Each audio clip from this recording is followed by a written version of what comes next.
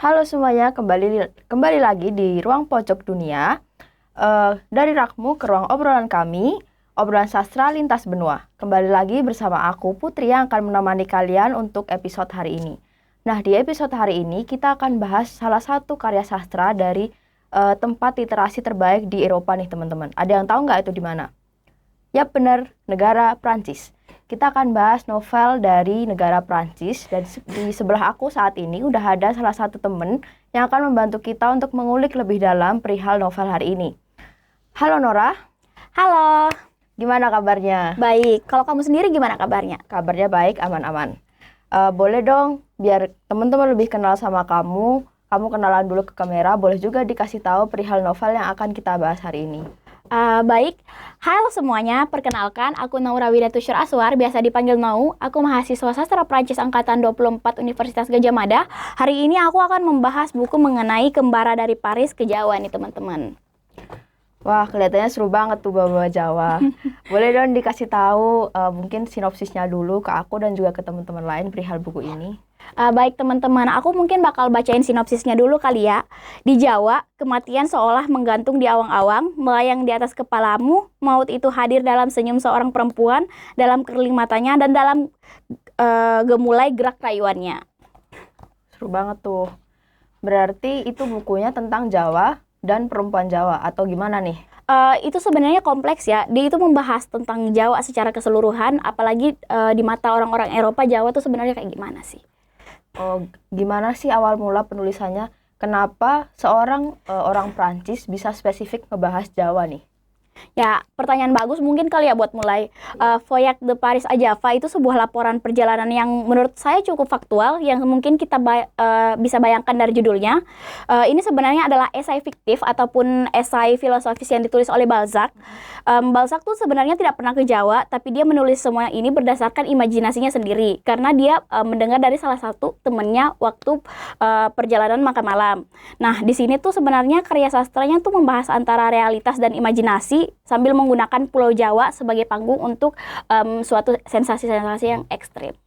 Kalau boleh tahu kenapa nih dia milih untuk mengimajinasikan Jawa aja? Apakah emang si Balzac ini tuh nggak punya uang kah atau pelit aja? Kenapa dia nggak travel langsung aja tuh ke Jawa? Jadi tuh ceritanya cukup menarik. Perjalanannya itu dimulai bukan dari suatu pelabuhan, tapi ruang makan malam tadi di Paris. Jadi tuh Balzac berbincang dengan teman-temannya, dan salah satu tamunya tuh pernah ke Hindia Belanda dan mulai bercerita tentang perjalanannya di Jawa. Nah, Balzac tuh terpesona sama cerita-cerita tersebut. Tapi alih-alih buat untuk pergi ke Jawa, dia merasa lebih baik menulis secara imajiner atau gimana sih, mending kita tuh buat perjalanan secara imajiner yang menurutnya jauh lebih berharga daripada perjalanan fisik. Dia tuh berpendapat bahwa perpergian secara fisik seringkali mengecewakan ataupun menghabiskan duit, melelahkan, belum lagi realitas yang kadang tidak sesuai ekspektasi. Tapi kalau sebaliknya, kalau perjalanan imajiner tuh tidak terbebani biaya, kelelahan, ataupun bahkan bahaya. Jadi dia menghadirkan pengalaman yang lebih sempurna menurut Balzac. Kalau soal duit sendiri, sebenarnya Balzac itu salah satu orang yang kaya ya, karena dia salah satu penulis paling berpengaruh di Paris pada abad ke-19. Tadi kan kamu sempat mention nih kalau di novel ini tuh Balzac membahas Jawa dan perempuan Jawa nih. Boleh dong dikasih tahu gimana sih penggambaran Balzac terhadap perempuan-perempuan Jawa di masa itu? Maksudnya apakah dia membahasnya tuh dalam hal baik kah atau lebih condong ke hal-hal buruk? Jadi mungkin aku bahas dari alamnya dulu kali ya, karena judulnya spesifik tuh mention tentang Jawa. Jadi Balzac tuh menggambarkan Jawa sebagai salah satu surga tropis dengan musim semi yang abadi, karena di Paris sendiri selalu berbagai macam musim dan kebanyakan musim dingin. Jadi tuh ini sebenarnya visinya tentang bagaimana sih menciptakan surga dunia dan representasinya dari Jawa.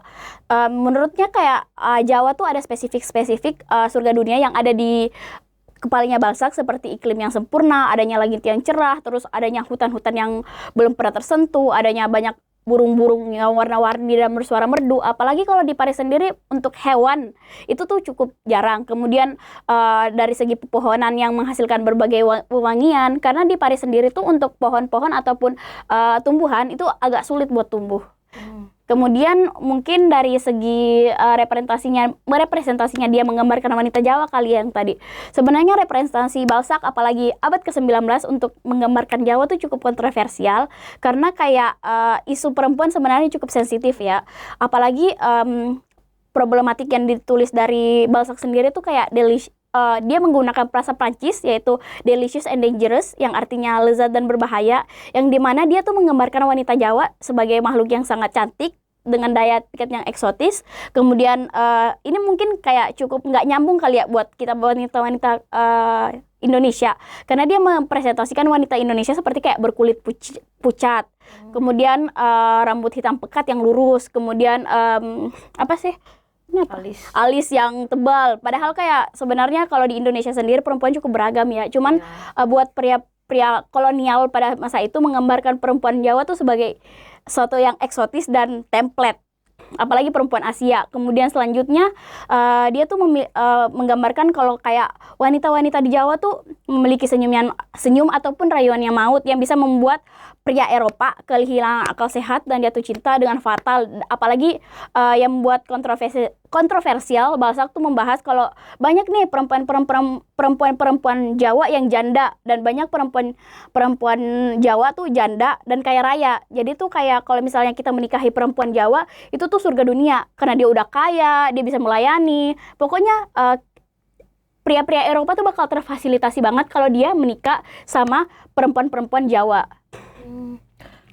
Berarti Balzac ini ya melihat Indonesia, lebih tepatnya Jawa itu sebenarnya sama aja kayak koloni-koloni yang lain.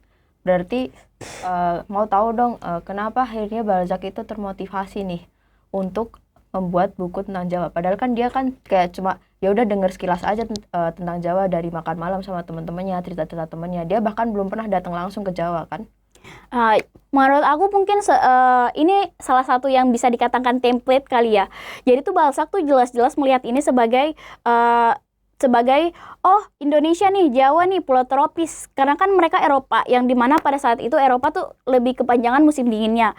Jadi tuh dia kayak ngelihat Indonesia ataupun Jawa ataupun negeri Hindia Belanda pada pemikirannya mereka sebagai satu kayak kekayaan instan nih. Kayak Jawa tuh digambarkan sebagai ladang emas yang banyak fortunnya, mulai dari perdagangan, perkebunan, terus kayak menikahi janda-janda kaya tadi yang dia mention, terus kayak apalagi kolonisasi di Indonesia tuh kebanyakan kayak mengambil rempah-rempah.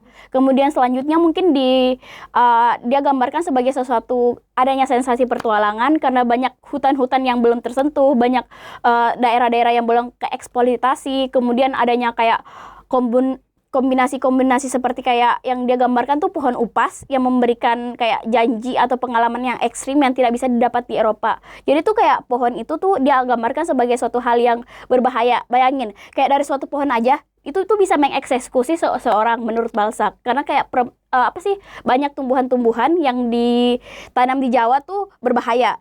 Kemudian selanjutnya mungkin lebih ke man aja gitu, kayak pemenuhan hasrat secara seksual. Adanya fantasi tentang wanita-wanita kayak wanita-wanita Asia nih pasti eksotis, terus tuh kayak penurut, gampang diperdayai, terus kayak lesat nih, berbahaya seperti yang digambarkan tadi. Terus kayak dia menawarkan sebagai kayak pengalaman-pengalaman romantisasi yang seksual yang dianggap terlarang. Terus kayak itu tuh tidak bisa didapatkan di Prancis. Kalau perempuan-perempuan Asia pasti kayak bisa nih didapetin, gampang nih didapetin. Jadi tuh itu surga menurut mereka. Mau tahu dong berarti dari cita-cita kamu ini aku penasaran juga sama akhir dari karya Balzac ini ya. Apakah menurut kamu ending dari novel ini tuh memuaskan kah atau kayak yang apaan sih gitu? Kembali ke cerita tadi kali ya, kan ini lebih ke filosofis ya. Jadi buat endingnya sendiri menurut saya nggak ada ending yang spesifik karena dia cuma menggambarkan bagaimana sih pandangan dia terhadap Jawa tadi.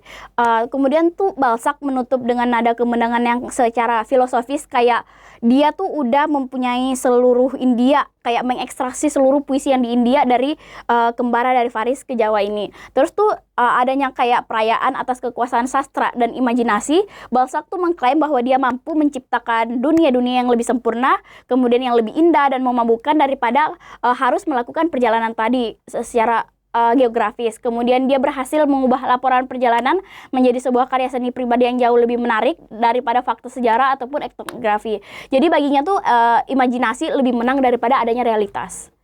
Berarti untuk dari segi makna atau pesan utamanya di novel ini tetap ada nggak? Atau karena kalau kita dengar dari cerita kamu itu isinya tuh kayak yang cuma ya udah Jawa tuh yang mungkin bisa dibilang terbelakang dengan perempuan yang bisa dijadiin budak seks, tapi ada nggak maknanya? Uh, Menurut saya ada beberapa makna yang bisa kita ambil dari cerita ini ya. Yang pertama tuh kayak manifestasi ataupun manifesto yang dimana kayak dia bisa membuat suatu superioritas imajinasi yang atas. Jadi kayak yang dimana seperti yang di-mention tadi, dia menawarkan sesuatu yang imajinatif daripada geografis. Kemudian selanjutnya mungkin dia tuh apa sih? Itu tuh menurut saya sendiri ya, orientasi Eropa pada abad ke-19 yang dimana tuh dia menunjukkan bahwa Barat itu memandang Timur sebagai tempat yang eksotis, berbahaya, penuh dengan petualang yang dapat dieksploitasi. Bagaimana kayak penjajah-penjajah behavior aja lah.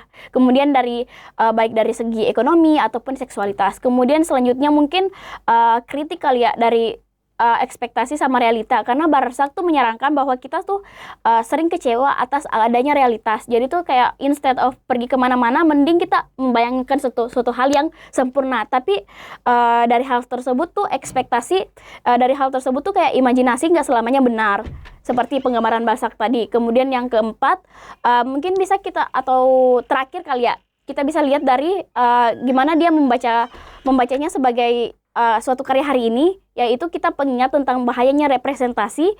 Tulisan seperti ini kayak apalagi persepsi Eropa terhadap Asia tuh menjadi stereotip secara berabad-abad dan mempengaruhi kolonial, serta bagaimana sih kita bersikap tentang budaya kita sendiri.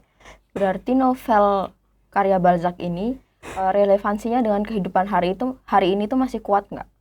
Menurut saya sendiri sih tidak ya, karena kayak Balzac tuh berpura-pura kalau ini sebenarnya suatu hal yang real ataupun akurat, tapi secara etnografi ataupun laporan perjalanan ilmiahnya ini tuh fantasi sastra. Hampir semua yang dia tulis tuh hasil imajinasi, stereotip, mitos yang beredar di Eropa pada saat itu. Jadi kalau seperti yang saya sebutkan tadi sampai sekarang, sebutkan tadi yang saya mention sebelumnya, kalau kayak stereotip dia tentang orang-orang Asia tuh sangat amat berbeda dengan realitas. Kemudian seperti perempuan Jawa tuh semuanya tunduk sama laki-laki, perempuan Jawa tuh nggak bisa apa-apa, perempuan Jawa tuh kebanyakan janda terus kaya. Jadi kalau kita nikahin perempuan Jawa, kita bakal disembah-sembah sama perempuan Jawa, kan belum tentu juga ya. Apalagi Anda sebagai orang Jawa ya, apakah Anda melakukan hal tersebut? Kak Nora bukan orang Jawa? Bukan, ya, kebetulan saya orang Bugis. Jadi itu kayak tapi kita kan masih satu etniknya, kita masih sama-sama perempuan Indonesia, dan saya rasa kita bukan perempuan yang seperti itu. Iya, benar-benar. Kemudian selanjutnya mungkin kayak mitos pohon upas yang dibesar-besarkan, kayak tumbuhan nih bisa buat mati orang, padahal kan belum tentu ya. Kayak emang ada beberapa yang berbahaya, tapi belum tentu kayak dari tumbuhan nih kita bisa dieksekusi, kan belum tentu ya. Kemudian selanjutnya tuh mungkin penggambaran wanita tadi yang sangat amat saya tentang juga, apalagi kayak orientalitas. Semua perempuan di Asia tuh kebanyakan janda, kebanyakan bisa sujud, itu kan nggak mungkin juga ya. Mungkin ada beberapa, tapi saya rasa secara garis besar tidak ya. Benar-benar. Kemudian deskripsinya tentang kayak bagaimana sih kalau misalnya kita udah ke Jawa, kita tuh mudah buat kaya, karena negara yang kaya, banyak yang bisa dari hasil tambang, kebumian, kayak banyak hal yang bisa dieksploitasi, padahal kan tergantung sumber daya manusianya lagi ya. Kemudian mungkin ini salah satu efek sastra dan puisi yang kebenarannya tuh masih suatu hal yang belum tentu faktual. Jadi menurut saya dari awal ini salah satu perjalanan yang masih dikatakan imajiner. Aku juga penasaran nih, aku mau tahu apakah ada bagian-bagian di novel itu yang menurut kakak tuh yang kayak wah menarik banget nih, atau wah parah banget nih, kayak yang masuk aja gitu ke otaknya kakak dan kakak inget terus. Pertama mungkin tuh yang bisa saya lihat dari novel ini tuh bagaimana Eropa memandang kolonialisme kali ya. Karena kayak dia memandang negara-negara yang belum semaju negaranya mereka tuh gampang buat dieksploitasi. Kayak mereka nggak mikirin kalau mereka tuh masih sama-sama negara. Kemudian tuh kita bisa lihat kayak bagaimana sih fantasi prasangka justifikasi yang dilakukan untuk mendukung adanya ekspansi kolonial. Kayak ini, dia menggambarkan Jawa seperti ini tuh salah satu negara yang wow banget nih, jajah aja yuk, kayak gitu loh jatuhnya menurut saya. Kemudian selanjutnya adanya contoh dari orientalisme dalam sastra yang bisa memunculkan stereotip yang seperti saya bilang tadi. Jadi tuh kayak adanya konsep dianalisis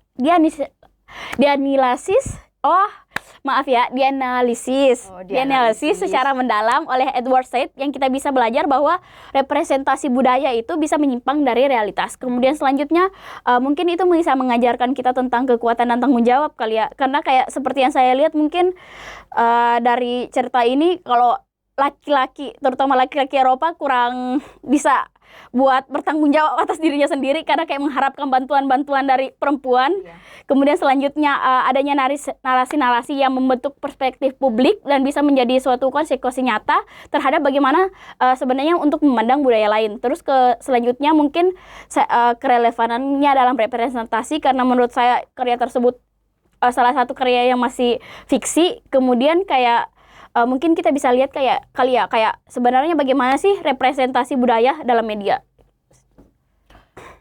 Pendapat pribadi kakak, menurut kakak ini tuh novel yang patut banget dibaca atau kayak yang ya udahlah aku baca sekali-sekali aja sebagai seorang perempuan Bugis. Gimana nih pendapat kakak?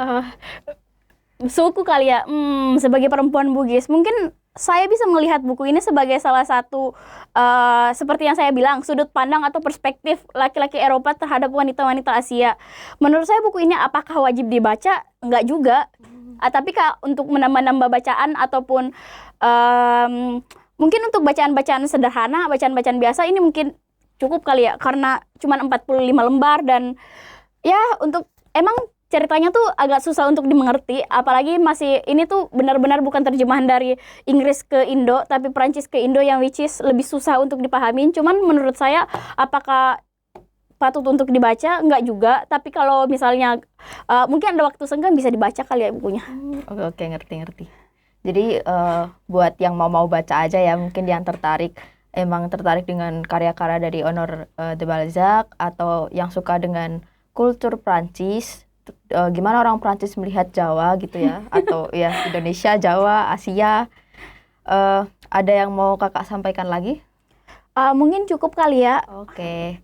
Nah, itu dulu ya teman-teman untuk pembahasan buku kita kali ini tentang buku dari Kembara dari Prancis ke Jawa, karya Honor de Balzac.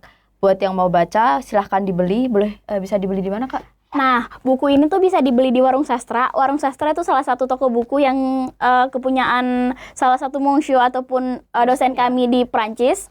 Sekarang dia lagi S3 di Prancis. Kemudian kalau misalnya mau beli online bisa di e-commerce. Cuman kalau offline, ini buku cuman ada di Warung Sastra. Gitu ya teman-teman.